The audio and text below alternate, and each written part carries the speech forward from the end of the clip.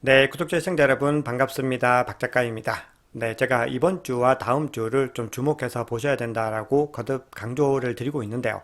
어제 중요한 거시경제 지표가 굉장히 좀 잘 나오면서 비트코인 가격이 하루 사이에 또 크게 상승을 했습니다.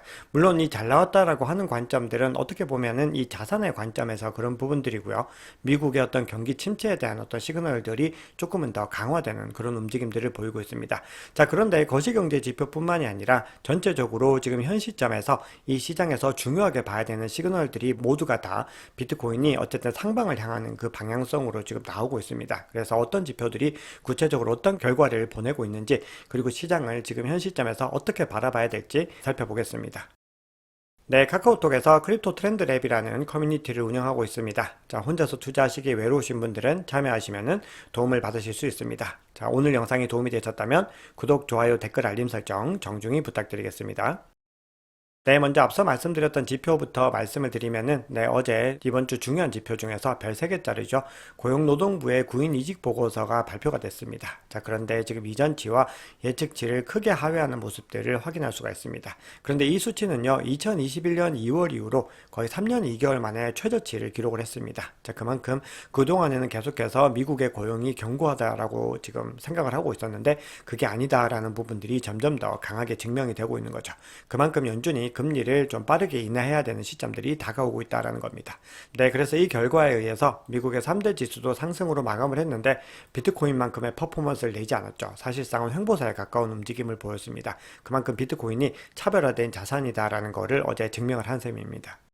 네, 그리고 이번 주에 계속해서 고용 관련된 지표와 산업과 관련된 지표들, 이 경기와 관련된 지표들이 꾸준히 발표가 되는데 가장 주목해서 보셔야 되는 거는 6월 7일에 있는 비농업 고용지수입니다. 고용과 관련된 지표 중에서는 가장 중요하고요. 연준이 보고 있는 지표 중에서 거의 가장 중요한 지표 중에 하나다라고 보시면 됩니다. 그래서 연준이 목표로 하는 것은 크게는 두 가지죠. 고용 안정과 물가의 안정을 갖다가 가장 중요하게 보는 거고요. 거기다가 덧붙여서 금융 시스템의 안정까지 이 세 가지 정도를 보고 있다는 겁니다. 그런데 그 중에서도 이 고용에 대한 부분들을 확인할 수 있는 첫 번째 지표다. 이렇게 볼 수가 있는 거죠. 그래서 지금 전문 기관들도요. 이번 금요일에 비농업 고용 지표가 비트코인의 강세 모멘텀을 강화하지 않을까 이런 전망들을 내놓고 있습니다. 네, 지금 PC나 CPI 같은 물가 지표가 잡히고 있는 상황에서 고용 지표가 꺾이고 있는 그런 상황이다 보니까 지금 시장에서는 연준의 어떤 금리 인하에 대한 기대감이 계속해서 높아지고 있습니다. 그래서 월가의 기관들도요, 7월 인하 카드를 지금 버리지 않고 있다. 이런 기사가 나오고 있습니다. 그래서 시티은행의 수석 경제학자는 연준의 의사결정에 좌우하는 것은 데이터이다, 결국은. 근데 고용시장이 약해지면은 결국은 7월에 금리 인하가 시작되고 2024년에 남은 기간 동안에 연준이 3회 금리 인하를 모두 할 수도 있을 것 같다. 뭐 이런 전망을 내놓고 있기도 합니다. 그런데 시장에서 전체적으로 좀 기대하고 있는 부분은 9월에 한 번, 12월에 한 번이지 않을까. 이런 전망들이 조금 더 무게감을 싣고 있습니다. 자, 그리고 국내 언론들에서는 많이 지금 회자가 되지 않고 있는데 FDIC가 금리 인상으로 인해서 63개의 은행에서 문제가 발생했다라고 하면서 5,170억 달러의 미실현 손실이 발생했다. 이렇게 밝혔습니다. 자, 이 얘기는 결국은 지금 시장에서 우리가 아직까지 수면 위로 드러나진 않고 있지만 중소형은행 파산 사태가 작년에 있었죠. 그런 사태들이 다시 재현될 가능성에 대한 부분들도 분명히 열려 있다는 겁니다. 그래서 이런 데이터들이 축적되었을 때 결국은 비트코인에는 굉장히 긍정적인 호재로 작용을 할 수가 있다는 겁니다. 자, 그리고 전체적인 이런 상황에서 지금 계속해서 채권 금리는 지금 하락 추세를 이어가고 있습니다. 채권 가격이 상승을 하고 있는 건데, 자, 이런 부분들도 자산 가격이 상승할 수 있는 어떤 동력들로 작용을 하고 있습니다.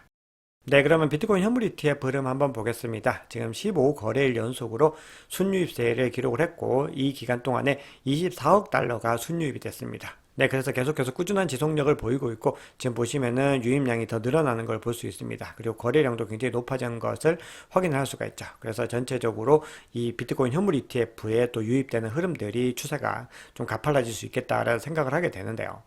지금 시장에서 중요하게 보셔야 되는 몇 가지 온체인 지표들을 설명을 드릴 텐데 지금 시점에서 시장에서 가장 주목해서 봐야 되는 부분들은 세 가지 정도가 되지 않을까 생각을 합니다. 첫 번째는 미국의 기관들이 빠르게 유입을 해야 되고요. 두 번째는 채굴자들의 움직임입니다. 우리가 반감기가 지났다는 것을 지금 약간은 좀 이제 조금씩 잊혀져 가고 있는 모습들인데 결국은 그 흐름들에 의해서 그 사이클들이 또 촉발하게 된다라는 부분들이죠. 그래서 반감기 이후 채굴자들의 움직임에서 굉장히 항복 신호들이 나오고 나오고 있습니다. 그리고 세 번째는 장기 보유자들의 움직임을 들 수가 있는데 그 부분들을 하나씩 한번 말씀을 드려보겠습니다. 네, 첫 번째 굉장히 중요한 부분들입니다. 미국의 기관들이 유입이 돼야지 가격이 결국은 크게 상승했다라는 부분들을 우리가 좀 기억을 해야 되는 거죠. 지금 장세는 미국의 기관들이 주도하고 있다라는 부분들인데 지금 코인베이스 프리미엄 인덱스가 또 크게 상승하는 움직임들을 보이고 있습니다. 즉 미국의 기관 투자자들이 상당히 많은 물량들의 어떤 구매 압력들을 가하고 있다라는 걸 볼 수가 있죠. 그래서 지금 큰 상승은요, 미국의 기관을 중심으로 해서 촉발이 되었다, 이렇게 볼 수가 있겠습니다. 네, 그리고 다음으로 또 중요하게 봐야 되는 부분들이 채굴자의 움직임이라고 말씀을 드렸는데 지금 비트코인 채굴 해시레이트가 최근에 14% 가까이 하락을 했습니다. 2021년 7월 이후로는 가장 큰 폭으로 지금 하락하는 모습들을 확인할 수가 있습니다. 2021년 이 당시는 중국이 채굴을 금지하면서 나타났던 부분들입니다. 채굴장들이 짐을 싸고서 다른 지역으로 이동을 하는 그 기간 동안에 해시레이트가 급락을 했었던 부분이죠. 그래서 이렇게 지금 시점에서 해시레이트가 크게 하락하는 부분들은 결국 채굴자들이 항복을 했다라는 겁니다. 채굴자들, 즉 영세한 채굴자들이나 좀 채선성이 나오지 않는 채굴자들이 결국은 채굴을 포기하기 시작했다라는 부분들이고, 이것이 바로 지금까지 우리가 반감기 이후에 나타났던 공통적인 어떤 흐름이라는 겁니다. 그래서 결국은 채굴자들이 항복하는 이 시점이 바로 비트코인 시세가 단기 바닥을 기록하는 부분들입니다. 네, 그리고 비트코인 채굴자들의 보유량도 계속해서 감소 추세를 이어가고 있습니다. 그래서 현 시점에서는 14년 만에 최저치를 기록을 하고 있습니다. 그만큼 지금 비트코인 채굴자들의 항복이 굉장히 가까웠고, 그리고 바닥이 지금 가까워졌다는 것들을 확인할 수가 있다. 다시 한번 강조를 드리겠습니다. 네, 그리고 다음으로 보셔야 되는 지표는 장기 보유자들의 움직임을 또 유의 깊게 보셔야 됩니다. 최근 3년에서 5년 정도 보유하고 있는 보유자들의 물량들이 지금 계속해서 지금 많이 늘어나고 있는 것들을 확인할 수 있습니다. 장기간 비활성화 상태를 기록했던 비트코인들이 분배를 지금 시작하고 있는 부분들이죠. 이 얘기는 가격이 이제 변동성을 가지고 올 수 있는 부분들로 해석을 할 수가 있습니다. 결국은 장기 보유자 물량이 단기 보유자들에게 넘어가는 그 과정이 대세 상승장의 본격적인 랠리의 시작이라고 말씀을 드렸죠. 그런 움직임들이 조금씩 시장에서 보이고 있는 부분들입니다. 네, 그리고 여러 가지 어떤 집단들, 여러 가지 보유 구간에서도 비슷한 흐름들이 나타나고 있는 것들을 우리가 확인할 수가 있습니다. 네, 그리고 글래스노드의 주간 보고서에 따르면은 비트코인 투자자의 대다수가 미실현 이익을 보유 중이고 가격이 거의 2달간 횡보 후에 이제는 변동성이 나타날 가능성이 높아졌다, 이렇게 주장을 하고 있습니다. 자, 그러면서 그 증거로 들고 있는 것이 바로 롱텀 홀더들, 즉 장기 보유자들의 셀사이드 리스크 레이시오라고 해서 매도 리스크 비율이 초기화되었다라는 부분들을 강조를 하고 있습니다. 그래서 굉장히 낮은 구간까지 지금 내려간 상태고 이 구간에서 다시 반등의 움직임을 가져갈 가능성이 있다, 이렇게 주장을 합니다. 그리고 과거 대세 상승장 사이클 2차, 3차 대세 상승장 구간 동안에도 이렇게 셀사이드 리스크 레이시오가 굉장히 바닥 구간을 찍고 나서 다시 상승 랠리를 그리는 그 기점에서 굉장히 크게 상승했다라는 부분들을 강조를 하고 있죠. 네, 이에 따라서 가까운 시일 내에 어떤 상당한 변동성이 또 나타날 가능성들이 제기가 되고 있습니다. 네, 그리고 변동성에 대한 어떤 시그널들은요, 또 여러 가지 다른 지표들을 통해서도 지금 나타나고 있는데요. 자, 이거는 매트릭스 포트에서 제공하고 있는 보고서에 나온 내용들인데요. 비트코인의 펀딩 비율이 양수를 유지하고 있고, 선물 포지션 규모가 계속해서 지속적으로 증가하고 있다라는 시그널들을 통해서 지금 시장에서 굉장히 지금 강세 추세를 이어가고 있다라는 부분들을 설명을 하고 있습니다. 비트코인의 펀딩 비율이 지난 몇 주 동안에 긍정적인 양수를 계속해서 유지를 하고 있었고, 그리고 선물 거래 포지션 규모들도 계속해서 상승의 추세를 이어갔다는 거죠. 그래서 결국 이 얘기는 결론적으로는 트레이더들이 비트코인의 지속적인 상승세에 베팅하고 있다, 이런 증거다라고 매트릭스 포트는 해석을 하고 있습니다. 네, 그러면 시장에 전해진 또 중요한 뉴스들을 살펴보고 가격 전망들도 이어서 보도록 하겠습니다. 네, 지금 비트코인 현물 ETF를 지금 운영하고 있는 회사죠. 피델리티의 임원이 미국 텍사스 오스틴에서 개최된 2024 비전 컨퍼런스에 참석을 해서 비트코인에 대한 관점들을 얘기를 했습니다. 그러면서 굉장히 좀 중요한 얘기를 했는데요. 비트코인에 대한 관점은 다 갈릴 수 있지만 포트폴리오에서 소규모로 할당하는 것은 분명히 의미가 있다, 이렇게 얘기를 합니다. 자, 그러면서 이런 부분들이 대다수 고객에게 합리적일 수 있고 이런 부분들을 계속해서 고객에게 강조하고 있다라고 이야기를 하고 있습니다. 자, 그러면서 어떤 관점 관점을 제시를 하고 있느냐, 가치가 0으로 떨어지더라도 큰 타격이 없을 정도, 즉 포트폴리오에서 1에서 5% 정도를 비트코인에 할당하는 것을 권장한다, 이렇게 강조를 했습니다.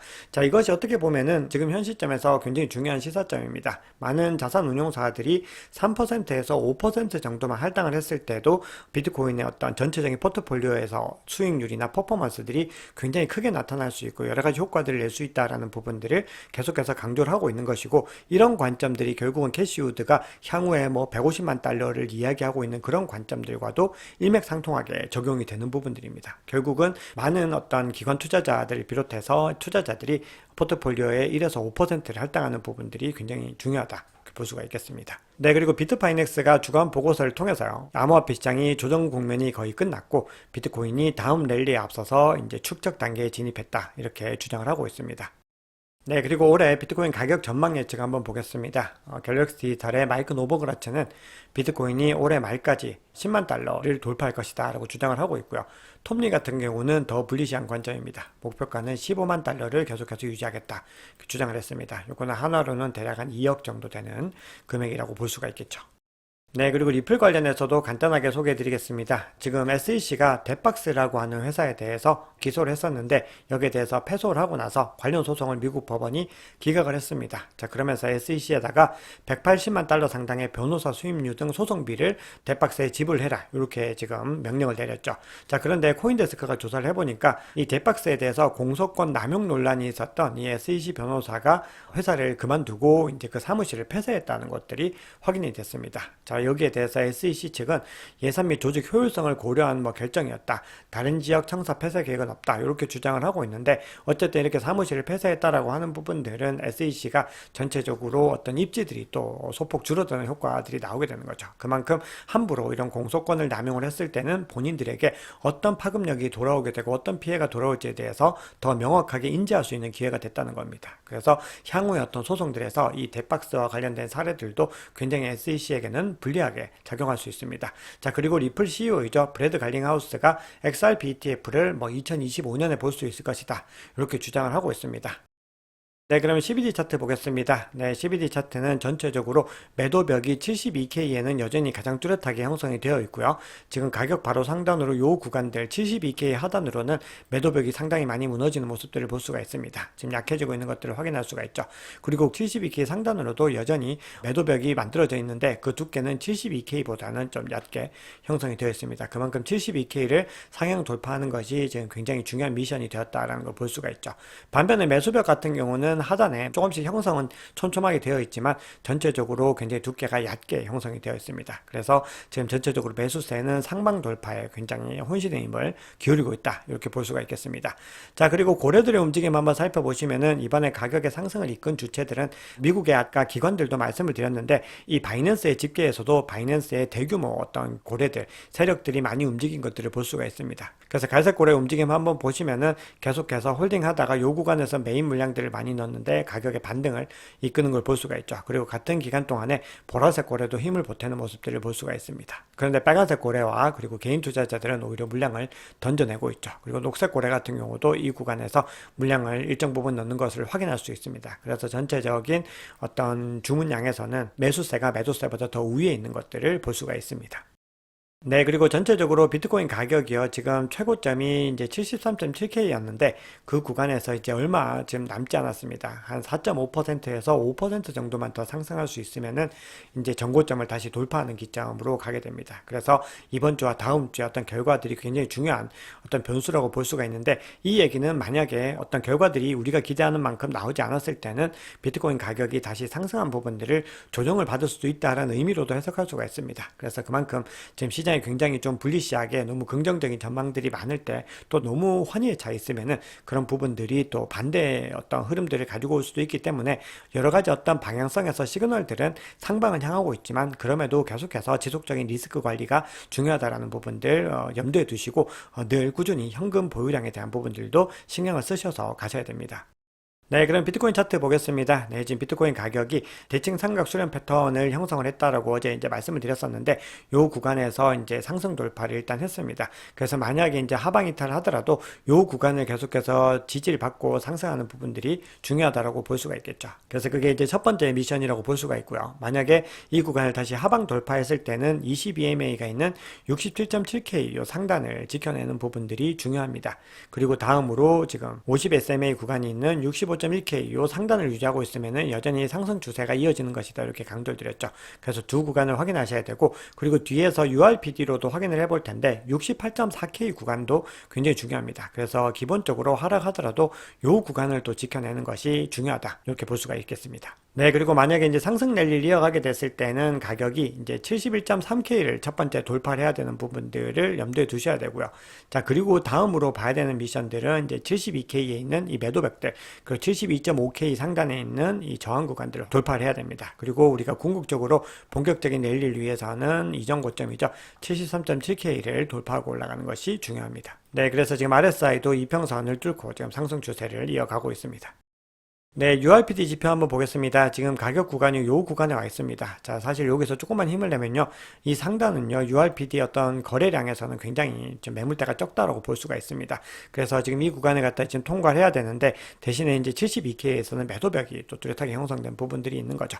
자, 그런데 이제 우리가 만약에 이제 여기서 하향 이탈하게 됐을 때는 어떤 구간을 중요하게 봐야 되느냐? 결국은 URPD가 가장 높게 형성된 요 구간이라는 거죠. 그리고 요 구간이 바로 앞서 말씀드렸던 68.4K에 있는 구간입니다. 그래서 이 구간을 지켜내고 바로 차례차례 이 구간들을 지켜내야 되죠. 그리고 이 구간까지가 이제 66.2K입니다. 그래서 이 구간들 사이를 계속해서 방어를 해내는 부분들, 만약에 하향 이탈하더라도 그러면은 계속해서 어떤 상승의 어떤 동력들이 여전히 남아있기 때문에 언제든 뭐 유의미한 어떤 거시경제 지표 결과라든지 이런 부분들에 의해서 반등을 할 수가 있습니다. 그래서 늘 뭐 중요한 시점이지만 지금도 역시나 아주 중요한 시점이다, 이렇게 볼 수가 있겠습니다. 네, 이더리움도 간단하게 짚고 가겠습니다. 네, 어제 첫 이더리움 레버리지 ETF의 거래가 시작이 되었습니다. 근데 첫날에 500만 달러 이상의 거래량을 기록을 했습니다. 여기에 대해서 이 블룸버그의 에릭 발추나스 같은 경우는 이 거래량이 모든 이더리움 선물 ETF 첫날 거래량을 합친 것보다 많은 수준이어서 나름의 의미가 있지만, 그럼에도 비트코인과 비교해서는 아직은 여전히 미미하다, 이렇게 주장을 하고 있습니다. 네, 그런데 암호화폐 리서치 업체죠. K33 리서치가 최근 발표한 보고서에 따르면은 미국에서 이더리움 현물 ETF가 출시가 되면은 이더리움의 가격 상승률이 결국은 비트코인을 추월하기 시작할 것이다, 이렇게 전망을 했습니다.